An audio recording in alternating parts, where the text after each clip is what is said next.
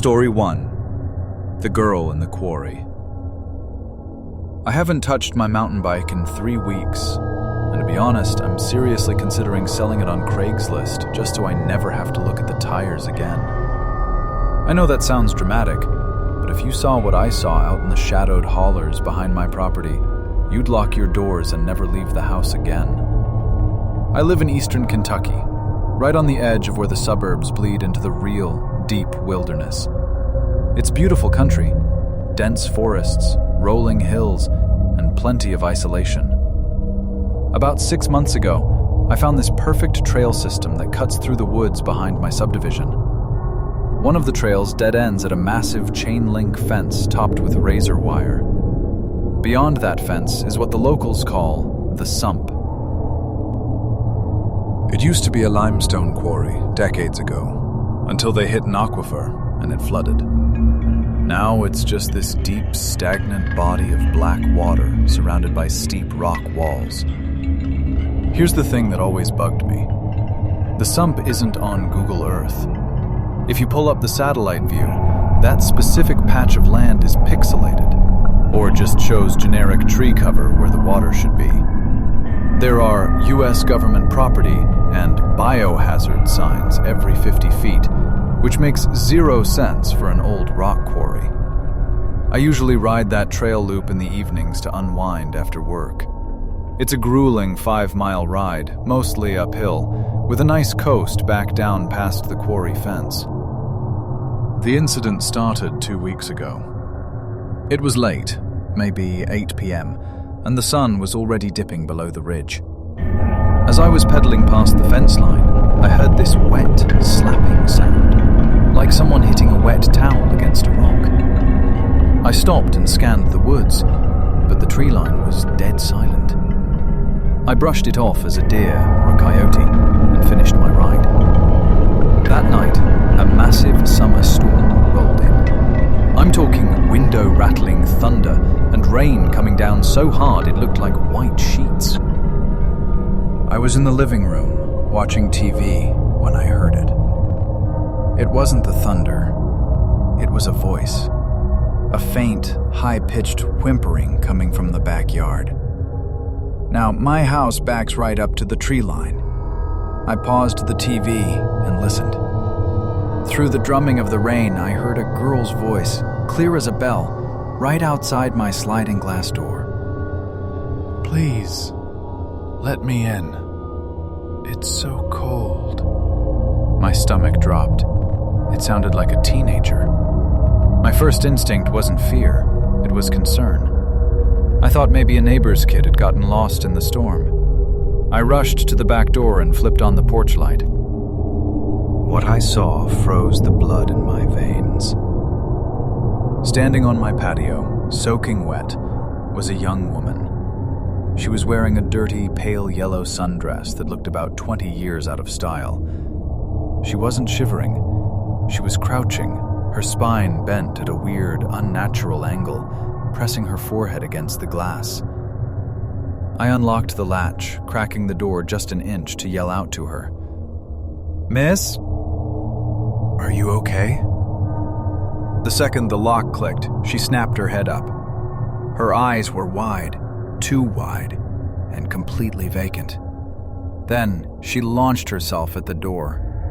I slammed it shut and locked it a split second before she collided with the glass. She didn't hit it like a person wanting shelter. She hit it like a battering ram. She let out this guttural shriek that sounded more like a bobcat than a human. Then, just as quickly as she attacked, she stopped. She stared at me through the glass for a heartbeat, tilted her head, and bolted. And I mean bolted. She sprinted on all fours, hands and feet hitting the mud, scrambling off my patio and into the dark woods with a speed that was physically impossible for a human being. I called 911 immediately. The sheriff came out, shone some flashlights around, saw the muddy prints on my patio, and basically told me it was probably a meth head looking to rob the place. They didn't find anyone. I didn't sleep for 2 days. But human beings are good at rationalizing things. By the time the weekend rolled around, I had convinced myself the cops were right. Just a junkie. Scary, but human. So, last Tuesday, I decided to reclaim my routine. I took the bike out for an afternoon ride. It was bright and sunny, the safest time possible. I was looping back around, coming up on the quarry fence, when I saw movement. I squeezed my brakes, skidding to a halt. I looked through the heavy-gauge chain-link fence down toward the black water of the sump. She was there, the same woman in the yellow dress. She was standing on a narrow ledge of rock way down inside the quarry, right at the water's edge. My heart was hammering against my ribs. That fence is 12 feet high, topped with razor wire, and buried a foot into the ground. There are no holes, I've checked. There is physically no way to get inside that perimeter without heavy industrial equipment. She was facing away from me, staring at the water. I must have gasped or crunched some gravel because she slowly rotated her torso around to face me. She didn't look angry this time. She looked amused. She raised a pale hand and gave me a slow, rigid wave. Then she smiled. It was a smile that stretched too wide, showing too many teeth. "I'm calling the police!" I shouted, my voice cracking. Her smile widened. Without breaking eye contact, she took a step backward. She stepped right off the ledge and fell backward into the black water. She didn't splash. She hardly made a ripple. She just slipped under the surface like a heavy stone. I panicked. I called the cops again, waited by the fence. When they arrived, they searched the perimeter. They found nothing. No breach in the fence, no signs of a body in the water. They looked at me like I was the crazy one. But here's the kicker, and the reason I'm writing this. Since that day, the meth head explanation doesn't work anymore.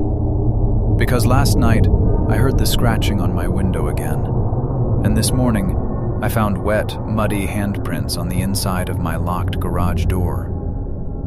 I don't know what lives in that quarry. I don't know why the government keeps it off the maps. But I know one thing for sure. It knows where I live, and it's getting closer. Story 2. The Dead Stretch of Route 93. If you've ever driven through the high desert of Nevada at 3 in the morning, you know exactly what absolute darkness looks like. There's no light pollution, no houses, just endless scrub brush and a sky so big it makes you feel like you're being watched by the stars. I'm a long-haul trucker by trade, but this happened when I was just driving my pickup back from a family reunion in Phoenix. I was with my cousin Marcus. We're close, grew up together, but Marcus has a bladder the size of a walnut.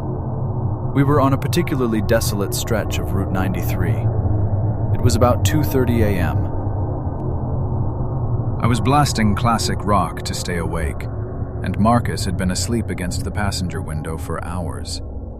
Suddenly, he jerked awake and begged me to pull over. He said it was an emergency. I groaned, but slowed down. There was no shoulder, really, just a patch of gravel before the ground turned into soft sand and sagebrush. I killed the engine to save gas, but left the headlights on, cutting a twin beam through the dusty air. Marcus stumbled out, mumbling an apology, and walked past the headlights into the pitch black to do his business. I sat there in the silence. It's weird how quiet the desert gets.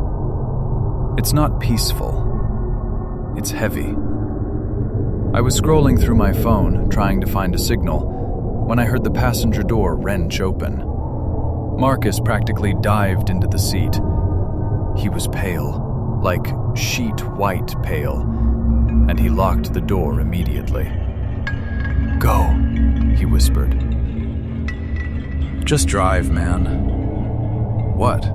Did you see a coyote or something? I laughed, reaching for the ignition. It wasn't a coyote. I think I saw you. I stopped fast. What are you talking about? Marcus was shaking. He told me that while he was standing out there, about 30 yards deep in the brush, he saw a silhouette standing to his left. He thought I had gotten out to stretch my legs. He said he waved at it, and the figure waved back. But then, the figure took a step toward him, and the movement was wrong. It was jerky, too liquid. And that's when he realized I was still in the truck, because he could hear the radio. I got a cold chill down my spine, the kind that makes the hair on your arms stand up. I didn't ask any more questions. I turned the key. We rolled forward maybe 50 feet before the steering wheel violently jerked to the left. The truck shuddered, and that unmistakable thwap, thwap, thwap of a blown tire filled the cab. No way, I muttered. You have got to be kidding me. I didn't want to stop. Every instinct in my body screamed, keep driving on the rim. But we were miles from civilization, and ruining the axle would strand us for good. I grabbed my heavy-duty flashlight and a tire iron from under the seat. Stay in the car, lock the doors, I told Marcus. I jumped out. I went straight to the rear driver's side tire. It wasn't just flat, it was shredded. And sticking out of the sidewall wasn't a nail or a sharp rock. It was a piece of sharpened rebar, wrapped in duct tape at one end like a homemade shiv. Someone had wedged it into the gravel perfectly so that I'd run over it the second I started moving. This wasn't an accident. We were being hunted. My hands were shaking so bad I dropped the lug nut wrench twice. I was working on pure adrenaline, my eyes darting between the tire and the wall of darkness beyond the road. I had the spare halfway on when a sound cut through the night air. It was a baby crying. It was distinct, loud, and coming from the darkness directly across the road. Now, logic tells you that there is no reason for a baby to be in the Nevada desert at 3 a.m. But your heart hears that sound and wants to help. Marcus rolled down the window a crack. Do you hear that? Someone's out there. We have to help. No, we don't, I hissed, tightening the last bolt with everything I had. Dude, it's a baby, Marcus yelled, actually reaching for the door handle. Don't you open that door, I screamed at him. Think, Marcus. Where is the car? Where are the parents? Why did it only start crying when we stopped? As if on cue, the crying stopped abruptly. It didn't fade out. It cut off, like someone hitting a pause button. Then, a new sound replaced it. A laugh. A dry, rasping, wheezing laugh that sounded like two pieces of sandpaper rubbing together. I threw the jack in the truck bed, didn't even bother with the flat tire, and jumped into the driver's seat. I peeled out of there, kicking up a cloud of dust and gravel. As the headlights swept across the brush on the side of the road, I saw them. Two figures. They were standing just at the edge of the light. They weren't wearing desert gear. They were wearing dark hoodies, and they were just standing there, watching us leave. They didn't chase us. They didn't need to. They knew they had missed their window. We didn't speak for the next 100 miles. I reported it to the highway patrol at the next town. The officer took my statement, looked at the piece of rebar I'd pulled from the tire, and just sighed. He told me they call them ghost stops. People set up traps on lonely stretches of highway, waiting for good Samaritans or unlucky drivers. But here is the part that keeps me up at night. The officer told me they found a campsite near where we broke down a few days later. They found some clothes, some trash, and a battery-operated tape recorder. Marcus thinks we escaped a robbery. But sometimes, when it's quiet, I remember that wheezing laugh.